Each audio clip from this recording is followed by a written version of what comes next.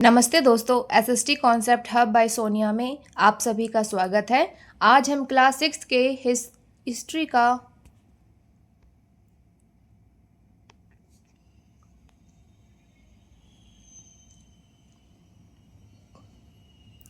नमस्ते दोस्तों, SST concept hub by Sonia में आप सभी का स्वागत है। आज हम क्लास 6 के इतिहास का पार्ट 5 राज्य राजा और एक प्राचीन गणराज्य का पार्ट 2 शुरू करने जा रहे हैं। पार्ट 1 में हमने देखा था कि महाजनपद क्या होते हैं। अगर आपने वो वीडियो नहीं देखी है तो पहले उसे जरूर देख ले। और आज इस पार्ट 2 में हम एक बहुत ही मजेदार टॉपिक पढ़ेंगे कि उस जमाने में राजा लोगों से कर यानी टैक्स कैसे लेते थे। तो चलिए बिना किसी देरी के शुरू करते हैं हमारा आज का टॉपिक कर। तो दोस्तों, महाजनपदों के राजा विशाल किले बनवाते थे और बड़ी सेना रखते थे, इसलिए उन्हें प्रचुर संसाधनों की आवश्यकता होती थी। इसके लिए उन्हें कर्मचारियों की भी आवश्यकता होती थी। अतः महाजनपदों के राजा लोगों के द्वारा समय समय पर लाए गए उपहारों पर निर्भर रहकर अब नियमित रूप से कर वसूलते थे। तो दोस्तों, जैसे कि हमने बात की, महाजनपद के राजाओं को बड़े किले बनवाने होते थे और सेना रखनी होती थी, इसलिए उन्होंने लोगों से कर लेना शुरू किया था। तो चलिए देखते हैं कि अलग अलग लोगों पर कौन कौन से कर लगाए गए थे।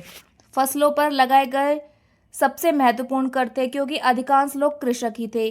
प्राय उपज का 1/6वां हिस्सा कर के रूप में निर्धारित किया जाता था, जिसे भाग कहा जाता था। तो फसलों पर कर लगाया गया था, जिसमें 1/6 भाग लिया जाता था। कारीगरों के ऊपर भी कर लगाए गए, जो प्राय श्रम के रूप में चुकाए जाते थे। जैसे कि एक बुनकर, लोहार, सुनार को राजा के लिए 1 महीने 1 दिन काम करना पड़ता था। पशुपालकों को जानवरों या उनके उत्पादक के रूप में कर देना पड़ता था। व्यापारियों को सामान खरीदने बेचने पर भी कर देना पड़ता था। आखेट तथा संग्राहकों को जल से प्राप्त वस्तुएं देनी होती थी। तो दोस्तों, अभी तक हमने जो भी कर के विषय में पढ़ा उससे एक छोटे से सार में समझाती हूँ, ताकि आपको ये हमेशा के लिए याद हो जाए। तो राजा को कर क्यों चाहिए था? राजा को बड़े किले बनाने के लिए, बड़े बड़े किले बनाने के लिए वो लोगों से कर वसूलता था। और सेना का खर्चा उठाना पड़ता था। जो इस किले में सेना रहती थी उसके लिए खर्चा चाहिए था, तो वो खर्चे के लिए भी उनको कर चाहिए होता था, इसलिए उन्होंने टैक्स सिस्टम शुरू किया। और सबसे बड़ा कर कौन सा था? किसानों का कर। सबसे बड़ा कर कौन सा था? किसानों का कर, क्योंकि जिसे भाग कहते हैं, ये कुल उपज का 1/6वां हिस्सा होता था। ये याद रखना जरूर कि कितना बटे हिस्सा होता था? 1/6वां हिस्सा होता था। तो इसे याद रखिएगा, एग्जाम में ये बार बार पूछा जाता है। और सबसे बड़ा कर कौन सा था? किसानों का कर। फिर उसके बाद बिना पैसों वाला कर कौन सा था? कारीगरों का। जो कारीगर होते थे वो बिना पैसों वाले कर उनका होता था। तो कारीगरों को जो पैसा नहीं देते थे, बल्कि राजा के लिए महीने में 1 दिन मुफ्त काम करते थे। जंगल वाले क्या देते थे? आखेट और संग्राहक वो जो भी जंगल से प्राप्त वस्तुएं होती थी, शहद या लकड़ी, वो राजा को दे देते थे। तो दोस्तों, उस समय का टैक्स सिस्टम बड़ा ही व्यापारिक था। राजा जबरदस्ती नहीं करता था। तो अब हम नेक्स्ट टॉपिक देखते हैं, क्या है? आखेटक तथा खाद्य संग्रहक राज्यों को क्या देते होंगे? तो क्या देते थे? वो शहद देते होंगे। जंगल में जो भी उनसे वस्तुएं प्राप्त होती होंगी, लकड़ियां हो गए, फल फूल, वो राजा को कर के रूप में देते थे। तो टैक्स सिस्टम को समझने के बाद हम कृषि में परिवर्तन को समझते हैं। तो दोस्तों, महाजनपद काल में खेतीबाड़ी यानी कृषि में 2 बहुत बड़े चेंजेस आए। इन 2 बदलावों ने खेती की पूरी तस्वीर बदल कर रख दी। तो चलिए देखते हैं ये 2 बड़े बदलाव कौन से थे। कृषि में परिवर्तन। इस युग में कृषि के क्षेत्र में 2 बड़े परिवर्तन आए। हल के फाल अब लोहे के बनने लगे। अब कठोर जमीन को लकड़ी के फाल की तुलना में लोहे के फाल से आसानी से जोता जा सकता था। पहले देखिए लकड़ी के हल यूज़ किए जाते थे, लेकिन अब लकड़ी के हल के अलावा कौन से यूज़ होने लगे? लोहे के यूज़ करने लगे। उससे अच्छी फसलें होती थी, इसलिए फसलों की उपज बढ़ गई। दूसरे लोगों ने धान के पौधों का रोपण शुरू कर दिया, अर्थात खेतों में बीज छिड़ककर धान उपजाने के बजाय धान का पौध तैयार कर उनका रोपण शुरू कर देते। देखिए पहले लोग क्या करते थे? ऐसे ही बीज बखेर देते थे। उसको बिखेरने के बाद जो उनमें कुछ उपज जाते थे और कुछ पौधे मर जाते थे। लेकिन अब क्या किया उन्होंने? धान का पौध तैयार किया, फिर उसका रोपण करना शुरू किया।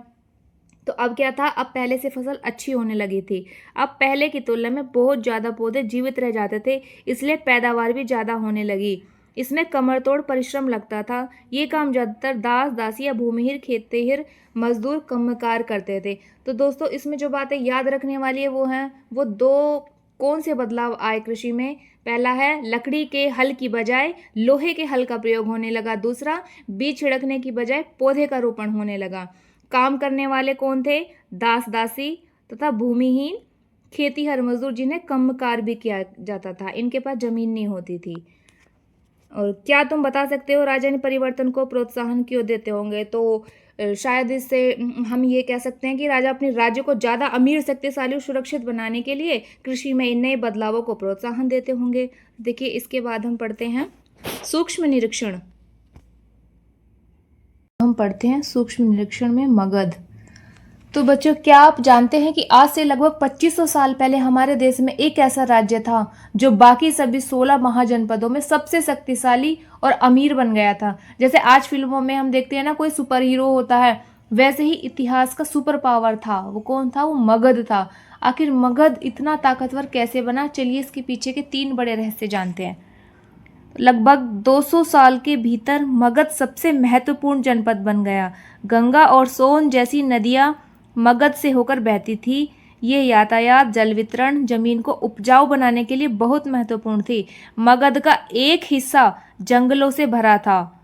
इन जंगलों में रहने वाले हाथियों को पकड़कर और उन्हें प्रशिक्षित कर सेना के काम में लगाया जाता था। यही नहीं, जंगलों से घर, गाड़ियां तथा रथ बनाने के लिए लकड़ी मिलती थी। इसके अलावा इस क्षेत्र में लौह अयस्क की खदानें थी। मजबूत औजार और हथियार बनाने के लिए ये उपयोगी थी। तो बच्चों, इस टॉपिक में जो बात याद रखने वाली है उन्हें हम रिवाइज करते हैं। तो मगध की जो शक्तिशाली बनने के 3 प्रमुख कारण कौन से हैं? तो इसमें पहला कारण है नदियों का जाल। तो मगध से होकर जो कौन सी नदियां बहती थी? गंगा और सोन नदी बहती थी। तो ये याद रखना है, मगध से कौन सी नदी बहती थी? सोन नदी और गंगा नदी। तो ये 3 चीज़ों के लिए बहुत ज़रूरी थी। ये नदियाँ थी, इनसे 3 चीज़ें हमें प्राप्त होती थी: यातायात, जल वितरण और ज़मीन को उपजाऊ बनाने में ये नदियाँ काम आती थी। इसका दूसरा प्रमुख कारण है जंगल और हाथी। ज़मीन और उपजाऊ बनाने के लिए महत्वपूर्ण थी। हमारा तीसरा कारण क्या होता है? पहला है हमारा नदियों का जाल, दूसरा है जंगल और हाथी। तो जो जंगल और हाथी थे वो मगध का एक बड़ा हिस्सा था, जंगलों से घिरा हुआ था। इनके भी 2 फायदे थे। जंगल में जो हाथी पाए जाते थे उनको पकड़कर उनको प्रशिक्षण किया जाता था, फिर उनको सेना में शामिल कर लिया जाता था। घर, रथ, गाड़ियाँ बनाने के लिए जंगल से जो लकड़ियाँ मिलती थी वो उनके उपयोग में ले ली जाती थी। और जो इसका तीसरा कारण था वो थी लोहे की खदानें। ये खदानें जो है आधुनिक झारखंड, बिहार के पास स्थित है। इसमें सेना के लिए मजबूत हथियार और खेती के लिए मजबूत औजार बनाना आसान हो गया, इनसे जो सामान मिलते थे। तो देखिए, आपको बच्चों याद रखना है इसके 3 प्रमुख कारण मगध के। उसके बाद हम देखते हैं मगध के 2 बहुत ही शक्तिशाली शासकों के बारे में पढ़ते हैं। अब हम सिर्फ संसाधन काफी नहीं थे। मगध को मिली इतिहास के सबसे बुद्धिमान और शक्तिशाली राजा बिंबिसार और अजातशत्रु, जिन्होंने अपनी ताकत से बाकी राज्यों को जीत लिया था। तो मगध में जो बहुत ही शक्तिशाली शासक थे, कौन थे? बिंबिसार और अजातशत्रु। अन्य जनपदों को जीतने के लिए हर संभव साधन अपनाते थे। महापद्मनंद एक और महत्वपूर्ण शासक थे। तो इनके बाद जो एक और महत्वपूर्ण शासक थे वो कौन थे? महापद्मनंद। उन्होंने अपने नियंत्रण का क्षेत्र इस उपमहाद्वीप के उत्तर पश्चिमी भाग तक फैला लिया था। बिहार में राजगृह आधुनिक जागीर में है, जो कई सालों तक मगध की राजधानी बनी रही। बाद में पाटलिपुत्र को राजधानी बना लिया। तो इन्होंने क्या किया? पहले जो थी वो मगध की राजधानी क्या थी? राजगृह थी, लेकिन इन्होंने बाद में राजगृह से पाटलिपुत्र कर दी राजधानी। 2300 साल से भी पहले की बात है।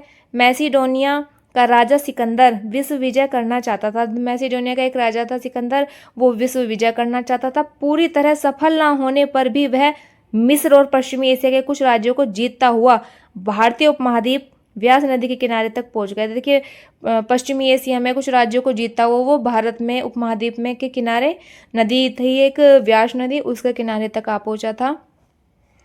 जब उसने मगध की ओर कूच करना चाहा तो उसके सिपाहियों ने इनकार कर दिया। वे इस बात से भयभीत थे कि भारत के शासकों के पास पैदल रथ और हाथियों की बहुत बड़ी सेना थी। देखिए वो भी पीछे हट गए, उनके सैनिक भी, कि जो भारत के मगध है उसमें सेना जो है उनके पास पैदल रथ और हाथी अब बहुत संख्या में है, जिससे वहाँ पर युद्ध या फिर कूच करना सफल नहीं हो सकता। तो वो पीछे हट गए इस चीज़ को लेके। तो इन सेनाओं और ऋग्वेद में उल्लेखित सेनाओं के बीच तुम्हें क्या अंतर दिखता है? तो बच्चों कमेंट में बताना आपको क्या अंतर दिखता है। चलो मैं बता देती हूँ। जो ऋग्वेद की सेना होती थी वो जनजातीय और अस्थायी थी, लेकिन जो मगध की सेना थी वो एक विशाल, स्थायी और सुव्यवस्थित थी। उनके पास हाथी थे, रथ थे, पैदल भी सैनिक थे उनके पास। तो ऋग्वेद के सैनिक में और मगध के सैनिक में ये अंतर है।